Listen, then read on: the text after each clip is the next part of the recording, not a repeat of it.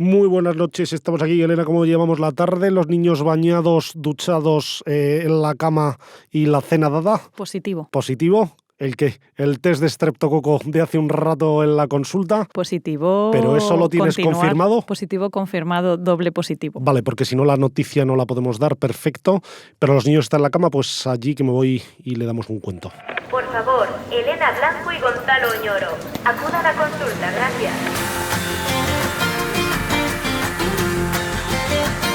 Aquí comienza Sin Cita Previa, con dos pediatras en casa, un podcast de Aveslas.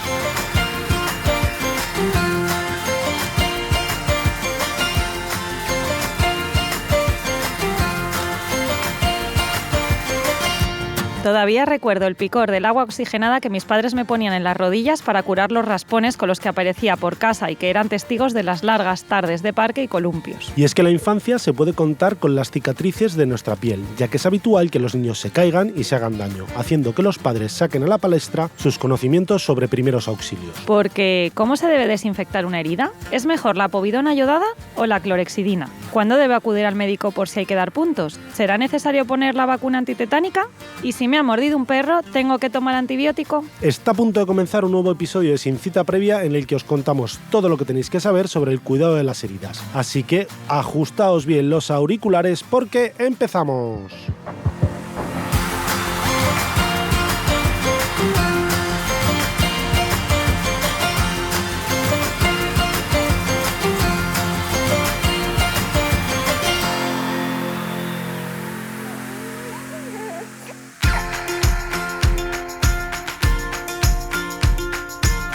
Bienvenidos una semana más, nos estáis escuchando un lunes, un martes, un miércoles, un jueves, por la mañana, por la tarde, por la noche, la magia de la temporalidad de los podcasts como este. Y los fines de semana. Sin Cita Previa, un podcast de Aveslas que presentamos, pues aquí estoy Gonzalo, ¿qué tal Elena? Yo muy bien. ¿De qué vamos a hablar? Pues de las heridas. Frecuentes, ¿no? Hombre, sí, de las muy grandes también, bueno, también vamos a hablar de las muy grandes, pero bueno, de las heridas, qué hacer, qué es lo que nos debe preocupar. Como es una cosa tan frecuente, es verdad que hay mucho autocuidado de heridas, pero bueno... Hombre, como debe ser, no nos traigas a todos los niños con un raspón a la consulta. Pero vamos, sí que nos gustaría contar pues cuáles son las cosas que debéis, cómo se curan y cuáles son las cosas que debéis esperar y cuando se complican, pues cuándo consultar. Vamos, nociones básicas de primeros auxilios que cualquiera debería tener, no solo para heridas, sino para un montón de cosas, ¿no? Y es que cada herida tiene unas particularidades, así que el mecanismo que pueden tener o la localización puede que haga que haya unas cosas especiales de esa herida en concreto que os iremos transmitiendo. Pero lo que es el manejo inicial de una herida va a ser siempre el mismo, ¿no? ¿Cuáles van a ser los objetivos que tenemos cuando un niño o un adulto se hace una herida? Bueno, lo primero es, si sangra, cortar la hemorragia, conseguir que no se infecte lavándola y luego con unos cuidados adecuados y después, dependiendo sobre todo del tipo de herida, pues de intentar, y dónde esté localizada, pues intentar que deje un resultado estético pues de la cicatriz posible. Vale, estamos hablando de la cicatriz, pero claro, cuando se hace una herida, yo creo que se entiende, si entendemos cómo cicatriza la piel, un poco lo que es la fisiología de la cicatrización, vamos a entender muchas cosas, ¿no? Entonces, una parte muy importante es que hay que entender que la piel tiene 3 capas en cualquier parte del cuerpo, ¿no? Está la epidermis, epi de arriba, la parte más arriba, luego estaría la dermis, que es la parte del centro que sigue siendo piel, y luego la subdermis, que ya está formado por tejido celular subcutáneo justo antes de que lleguemos a lo que hay ahí debajo, pues la grasa, el músculo, el hueso, lo que sea, ¿no? Entonces, a ver, las heridas más superficiales son las que solo van a afectar el epidermis, que es milimétrica, son los arañacitos, y esos pues no preocupan, no se suelen infectar, no dan preocupaciones y además no dejan cicatriz. O sea que eso está claro que poca cosa. Pero bueno, aquellas que son un poquito más profundas y que ya sobre todo afectan a la dermis y por supuesto a la tercera capa esta más superficial, pues son aquellas que pueden dejar cicatriz y que son consecuencia de un traumatismo, de un golpe un poco más fuerte. Entonces, bueno, estas son las que sobre todo van a requerir un cuidado especial. El proceso de cicatrización es un proceso normal del cuerpo. Cuando el cuerpo, la piel, recibe un estímulo externo que es suficiente como para romper esta barrera cutánea tan importante, pues se activa el proceso de cicatrización que consta de varias fases. La primera es cuando afecta a los vasos sanguíneos y se produce un sangrado, que en estas profundas suele ser normalmente siempre, pues se produce una respuesta vascular y de coagulación, ¿no? Se empieza a sangrar y ahí se activa toda la cascada de coagulación para intentar hacer un tapón y que deje de sangrar, ¿no? Y eso lo hace normalmente el propio cuerpo, claro, ¿no? Que eso es. Que lo podemos ayudar, pero si te funciona bien la coagulación, va a dejar de sangrar solo. Eso es. Y así conseguimos el primer objetivo ante una herida, ¿no? Cortar la hemorragia. Después de esa respuesta vascular y de coagulación, lo normal es que haya un proceso de inflamación. Al final hay tejido dañado y lo que hace el cuerpo antes de ponerse a repararlo van ahí las células inflamatorias a desescombrar, por decirlo de alguna manera. Ya estamos recordando, ¿no? Todo lo de la vida es así, cómo iban todas las celulitas ahí. Primero las plaquetas ahí a tapar, los factores de coagulación, y luego todas las células pues que van primero a reparar y a reconstruir este tejido. Claro, y esto, elimina todo el tejido que esté dañado y posibles contaminantes incluso, y así conseguimos un poco, o intenta conseguir nuestro cuerpo, el segundo objetivo, que sería que no se infecte. Luego se formaría ya tejido de granulación que nos sirve para reparar la dermis, que sobre todo es colágeno y que rellena ese espacio de piel que se ha perdido. Esto es más evidente cuanto más profunda es la herida, claro. Se rellena además de abajo arriba, ¿no? Y entonces eso es lo que en el futuro, como sobre todo es un colágeno menos elástico, dejará esa cicatriz, ¿no? Y es lo que nos deja la cicatriz. Y una vez que se ha rellenado la parte de abajo, ¿cómo se rellena la parte de arriba, Elena? Claro, esto siempre se va a hacer, todo el tejido de reconstrucción se hace a través del tejido alrededor de la lesión sano. Entonces se hace de abajo arriba y de los bordes hacia el centro. Entonces es necesario que la piel de alrededor esté bien curada y sana para que esto se pueda hacer de forma adecuada, porque si no se crean pues cicatrices anómalas o directamente no termina de cicatrizar. Entonces esto va de abajo hacia arriba y va acercando los lados, y luego ya queda la costra, ¿no?, que conocemos, y después la cicatriz, que el periodo de cicatrización, sobre todo de las heridas más grandes o, por ejemplo, de las cirugías, ¿no?, es un periodo que es muy largo y en el que la cicatriz se puede remodelar, sobre todo al principio, para que no quede engrosada, para que no quede separada, todo esto. Entonces requiere unos cuidados de la cicatriz pues para que deje un resultado estético, que era el tercer objetivo del cuidado de las heridas. Y dando respuesta a una pregunta que nos hacen mucho los padres en la consulta, es en plan, ¿esto le va a dejar cicatriz? Pues a ver, las que afectan solo a la epidermis, que era la capa esa superficial, no van a dejar cicatriz, pero por muy bien que curemos una herida que ya afecta a la dermis, que es más profunda, que es esa capa media, eso siempre va a dejar cicatriz. Luego ya veremos si es más estética o no, pero vamos, que cuando un médico ve una herida dice, esta deja cicatriz y esta otra no, eso lo sabemos desde el principio. Y luego, como aunque ya veremos más adelante cuáles hay que coser y ese tipo de cosas, por mucho que cosamos una herida, por mucho que pongamos grapas, puntos de aproximación, queda una cicatriz más o menos estética. Pero bueno, para que lo tengáis en cuenta. ¿Y cómo debemos intervenir para ayudar a que la herida cicatrice? Es decir, cuando un niño se hace un raspón, se hace una herida más profunda o no, los padres podemos ayudar a este proceso de cicatrización. Pues bueno, lo primero que vamos a tener que hacer es lo del control de la hemorragia. Si vemos que pasado unos minutos la herida sigue sangrando, que no ha terminado de sangrar, que el propio cuerpo no lo ha controlado, pues vamos a tener que intervenir. A ver, tranquilos, que la mayoría de las heridas dejan de sangrar solas, sobre todo si son por superficiales, que son las más frecuentes, ¿no? Pero si son más profundas, suele llevar más tiempo este tiempo de coagulación. Entonces lo que hay que hacer es comprimir de forma directa con una gasa durante 5 o 10 minutos. Y no vale estar quitando la gasa cada un minuto a ver si ha acabado de sangrar. No, pongo una gasa y comprimo durante 5 o 10 minutos. Si la gasa se llena de sangre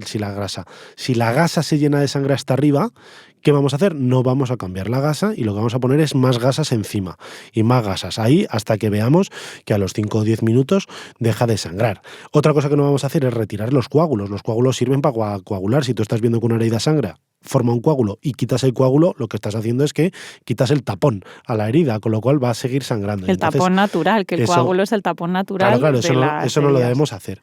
Y obviamente si después de 5, 10, 15, 20 minutos ahí comprimiendo la herida sigue sangrando, pues lo que vamos a tener que hacer es ir al médico. Eso, sí, sobre todo si es una hemorragia muy intensa, pues siempre, ¿no? Porque tiene riesgo de anemia, ¿no? Sí, vamos, de que se desangre, básicamente. No quería aunque decir eso es esa palabra excepcional, ¿no?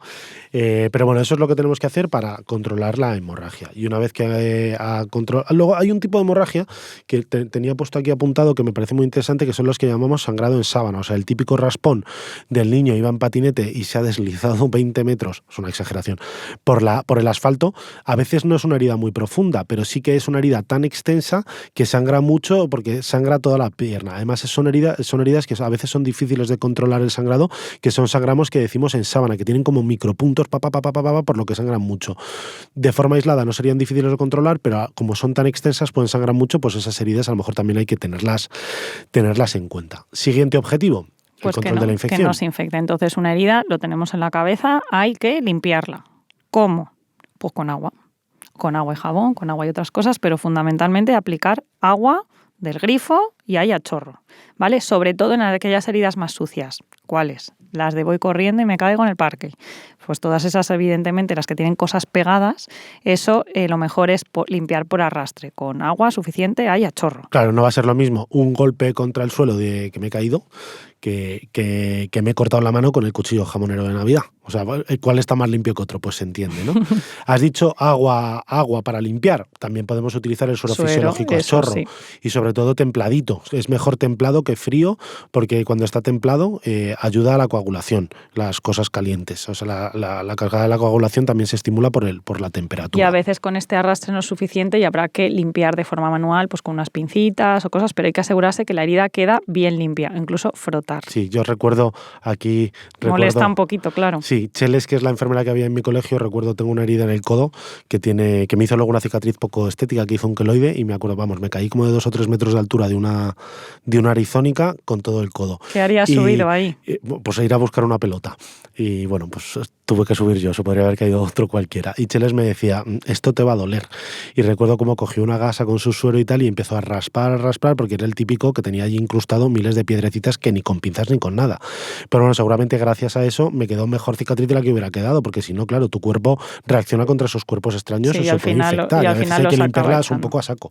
Así claro, y el problema de los cuerpos extraños que nos extraen es que con el tiempo dan problemas y a veces un niño, por una tontería de que no limpiamos bien la piedrecita, acaba en quirófano porque hizo piel encima y no se quitó, pero le da dolor. Reacciona a cuerpo extraño. Eso es. Entonces hay que limpiarlo bien. Vale, y eso es la limpieza inicial para intentar retirar todos los bichos que han podido entrar en ese momento, pero claro, las heridas tardan normalmente en torno a una semana en cicatrizar y ahí tenemos la piel expuesta. ¿Cómo curamos esa herida día a día? Pues bueno, dependiendo un poco de la exposición y del riesgo de infección, a más profundidad y a más tamaño, y dependiendo de si ha sido en un sitio más sucio, pues es más probable que se infecte. O bien porque está en la rodilla, era grande y el niño luego no para de caerse o no se la para de tocar. Pues esas es importante que además de lavarlas con agua y jabón, por ejemplo, en la ducha diaria, también aplicar un antiséptico que lo que va a mantener es la zona todavía más limpia para evitar que se infecte. ¿Qué antisépticos son los que se usan en los niños?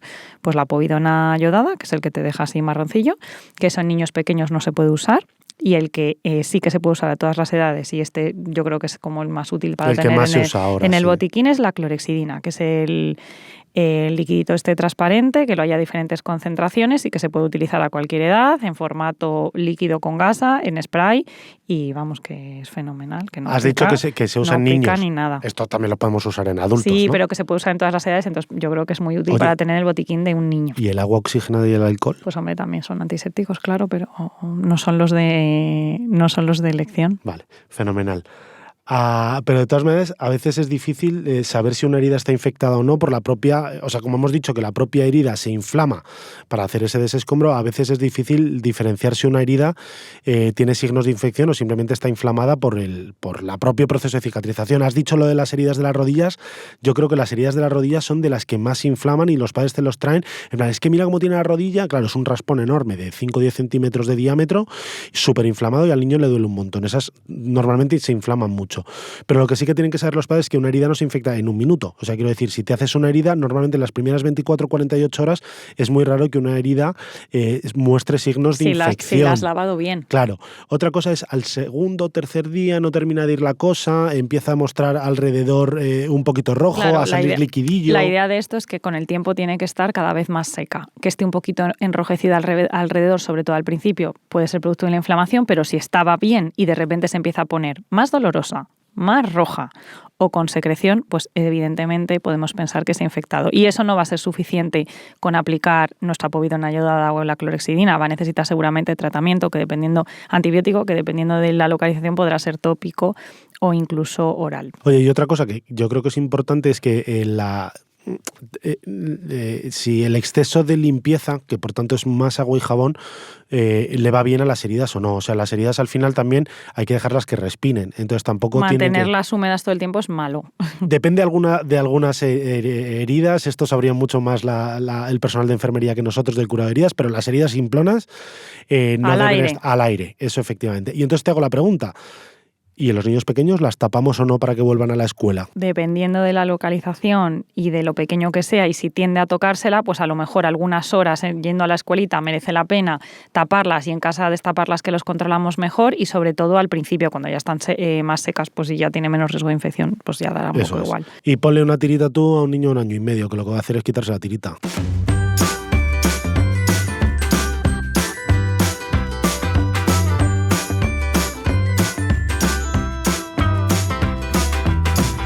Pediconsejo. Una vez que una herida cicatriza, es muy conveniente aplicarle protección solar a diario para evitar que se hiperpigmente y quede de color oscuro.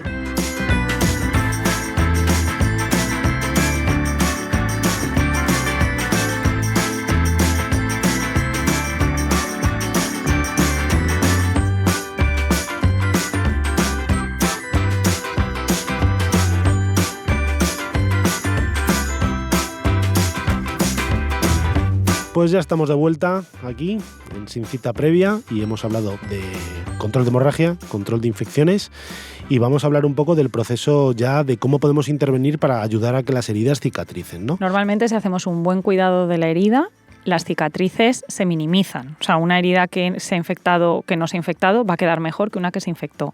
Entonces, es importante que hagamos un buen seguimiento. Es más, muchas veces las heridas grandes a lo mejor no han necesitado sutura y hacer un buen cuidado, por ejemplo, por parte de la enfermería del centro de salud, puede ser necesario para que deje poca cicatriz. Y con eso está demostrado que utilizando unos buenos cuidados, la cicatrización disminuye. Que cero no va a ser, obviamente, pero con mejor cuidado de la herida, la cicatrización va a ser estética y mejor. Y claro, obviamente, las heridas que van a necesitar, que han sido muy abiertas o muy profundas y han necesitado coser, ¿no? Suturar, aproximación. Por algún método, esas siempre van a quedar un poquito mejor que las que se dejan abiertas, pero es que hay algunas heridas que no se pueden cerrar porque tienen más riesgo de infección si las cerramos que no. Y estas son las que hay que cuidar muy mucho para que no se infecten. Los raspones no se dan puntos, es muy lógico. Aunque sean muy grandes, no hay nada que aproximar. Y eso epiteliza, o sea, la cobertura final de la piel, los ladrillos últimos de la piel, van a ir apareciendo desde los extremos hasta juntarse en el centro. Sin embargo, cuando ya están la dermis afectada, ahí es cuando tenemos que decidir si cosemos o no cosemos, o ponemos grapas o no ponemos grapas, o ponemos alguna otra cosa, ¿no?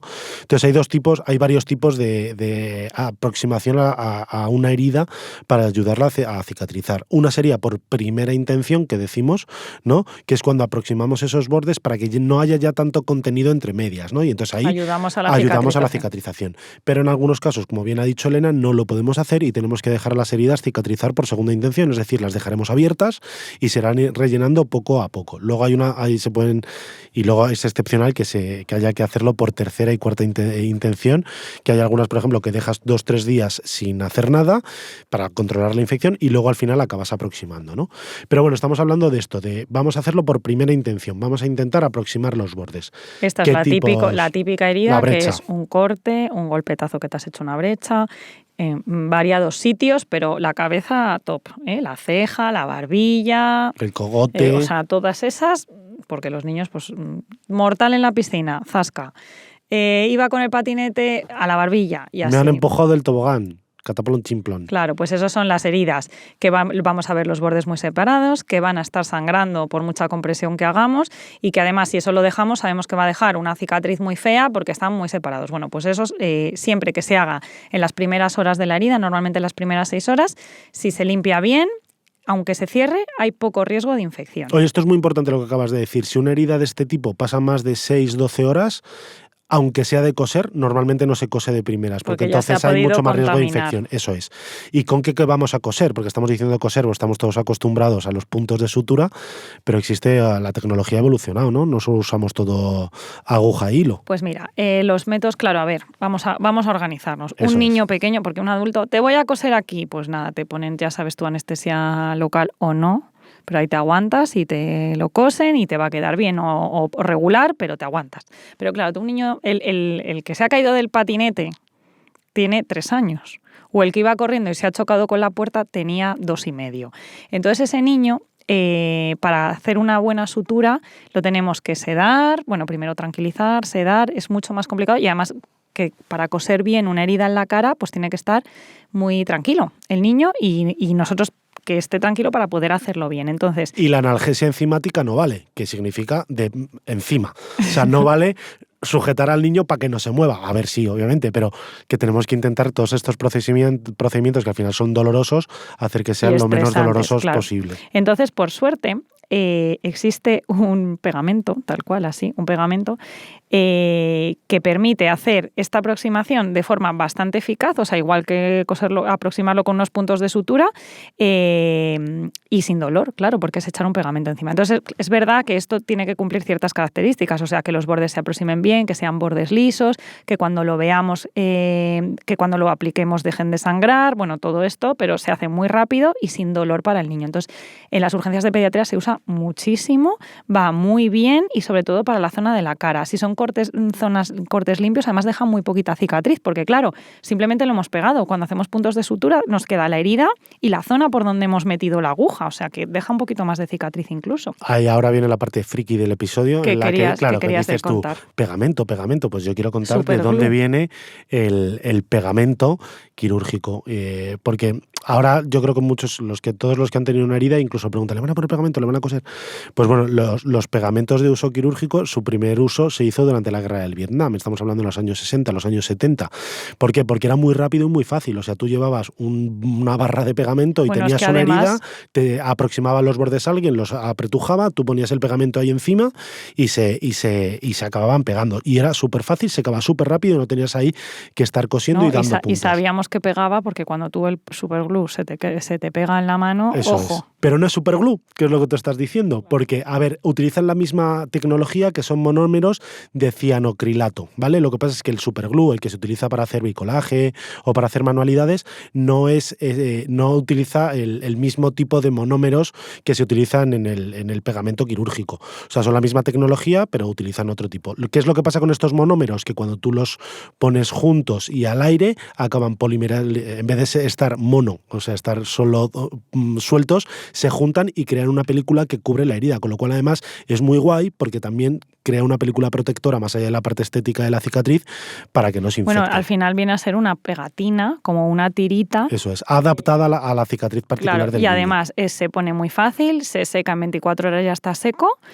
Y a partir de ahí es difícil que se abra la herida y se cae solo en un periodo de 10-15 días, poco a poco se va cayendo y suele dar muy, muy buenos resultados. Y es muy importante no quitarla, o sea que aunque parezca una tirita que tú, esa trozo de pegamento que has puesto que lo puedes retirar, se cae a expensas de irlo lavando, pues como cuando tienes ese pegamento en los dedos después de haber hecho manualidades, ¿no? Y además se puede mojar, ¿no? A las 48, 72 horas 24 ya horas lo puedes mojar. Incluso. Eso es. Más cosas para pegar heridas. Sí, las grapas también es una cosa que es física también igualmente, aproximamos y ponemos la grapa. Muy rápido de poner, menos doloroso también que la sutura. Lo que pasa es que, obviamente, depende de la zona que esté, pues se utiliza, ¿no? Los niños, fundamentalmente, se utiliza en la cabeza, donde también se lo hacen bastante. Se deja más o menos, es lo mismo, no hay que mojarla las primeras horas, después la ducha sí que se permite y luego se quitan a los 7-10 días cuando ya está cerrado y fenomenal también. Y luego, obviamente, pues los puntos de sutura.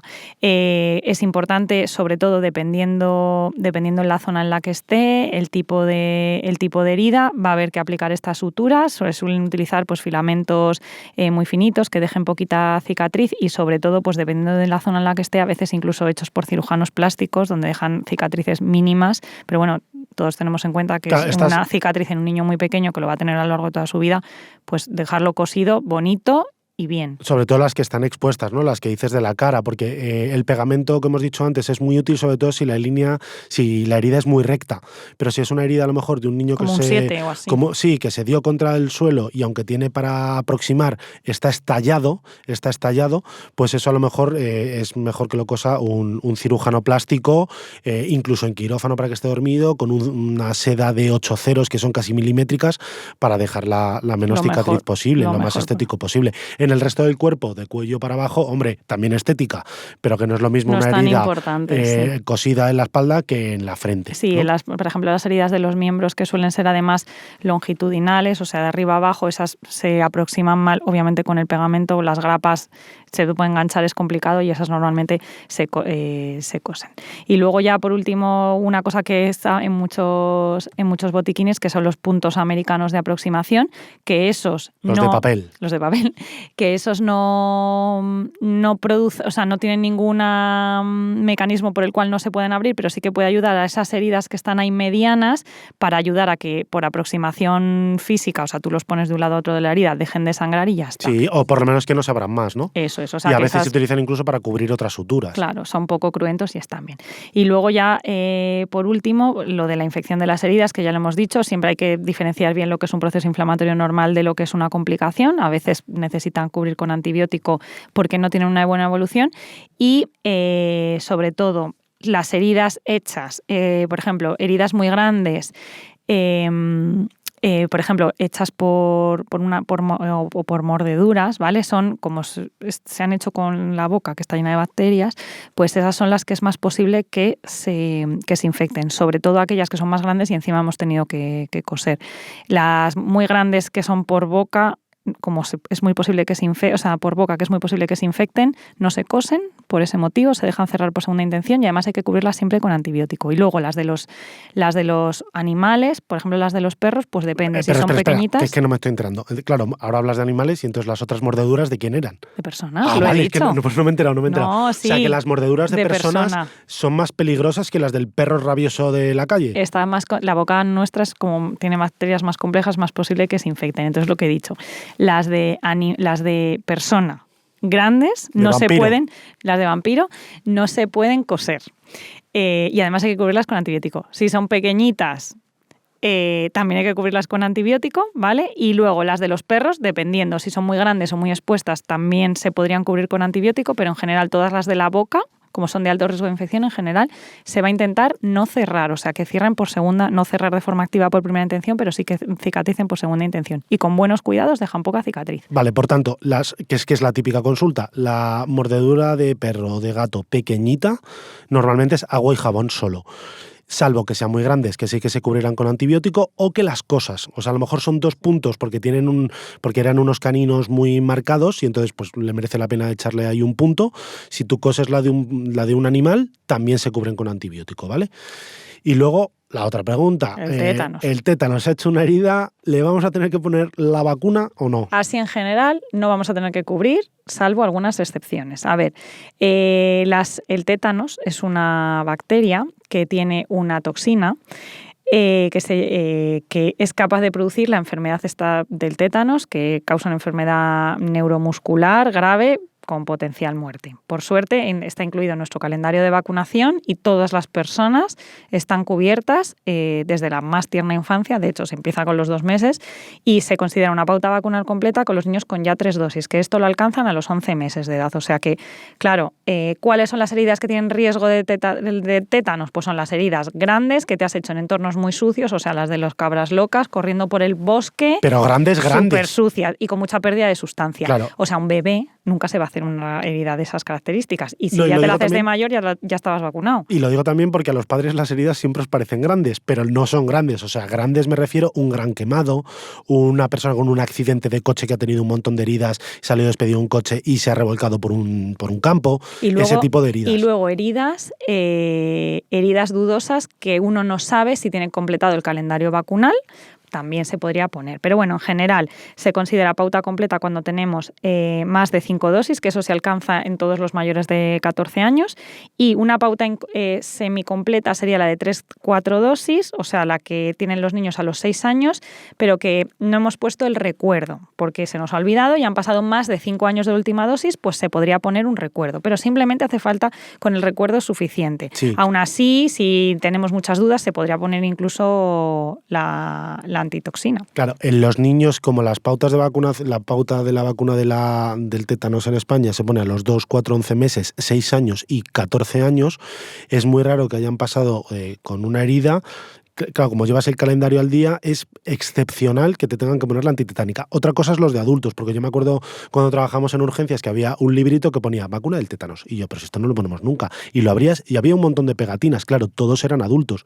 Porque como la vacuna a partir de los 14 no se pone, cuando han pasado más de 10 o 15 años de la última dosis, o sea, un adulto más mayor... Y tienes una herida tetanigénica, se puede pues poner se puede un recuerdo. poner, cosa que en los niños normalmente no lo hemos puesto. De todas maneras, y en el caso de que vuestros hijos tengan una herida y es sucia, o os preocupéis, se lo preguntáis al pediatra, se saca el calendario vacunal y se calcula. O la enfermera experta en vacunas y en heridas. Y a largo plazo, para cuidar de las cicatrices, que hemos dicho, claro, que pueden dejar poca estética, pues ¿qué es lo más importante? Sobre todo, el cuidado de las heridas se pueden remodelar y conseguir buenos resultados, sobre todo en el primer año tras la realización de la herida, sobre todo en aquellas profundas. Entonces es importante que no les dé el sol, protegerlos, hacer protección solar, y en aquellas que tienen riesgo, porque son muy grandes o porque han estado un poco ensanchadas, de sobrelevarse, se pueden utilizar reductores de cicatrices, que al final viene a ser como una tirita que llevas puesta encima, lo que hace es que se quede planita y que se note muchísimo menos. O sea, protección solar y un reductor de cicatrices, pues consigue resultados estéticos muy buenos, importantes sobre todo en las zonas estas de la cara o muy visibles. Pues bueno, Elena, vaya repaso que le hemos dado a las heridas. Además, estoy muy contento porque no solo hemos dado consejos para que los padres sepan cómo actuar al volver del parque, sino que también para que ese que está escuchando este podcast y no sepa de lo que hablar con su familia, pues que en Nochebuena, mientras le dan la cena y se corte con el cuchillo del jamón, pues sepa cómo tiene que actuar, ¿no? Cómo parar esa hemorragia. La verdad es que ha quedado un capítulo muy completo, a mí me ha gustado mucho. Así que vamos con el resumen del episodio de hoy para que nuestros oyentes se queden con lo más importante. El objetivo al enfrentarnos a una herida es evitar que siga sangrando, prevenir la infección y mejorar los resultados estéticos que produce una cicatriz. El lavado inicial a chorro con suero fisiológico y su limpieza posterior con agua y jabón es fundamental para evitar que se infecte. Si una herida sangra, debemos aplicar presión con una gasa durante al menos 5 o 10 minutos. En el caso de que la herida sea profunda y afecte a la dermis, suele necesitarse algún tipo de sutura, por lo que no está de más acudir al médico por si nuestro hijo necesita puntos. También debemos acudir al médico en el caso de que observemos que la inflamación de la herida no mejora en unos días o si se forman costras amarillentas. En general no hace falta poner la antitetánica en caso de herida, pero esto dependerá del tipo de herida y de cuántos años hayan pasado desde que mi hijo recibió la última dosis.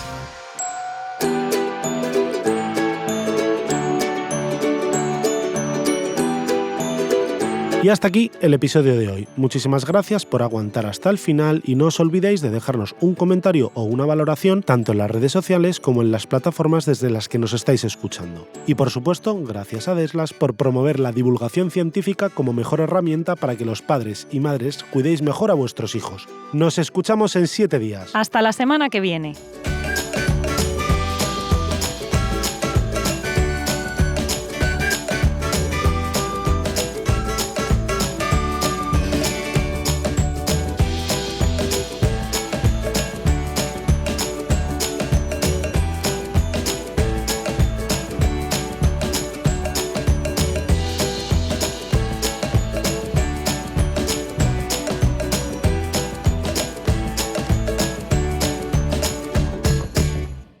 La amistad es, ante todo, certidumbre, y eso es lo que la diferencia del amor. Marguerite Yourcenar, Dixit.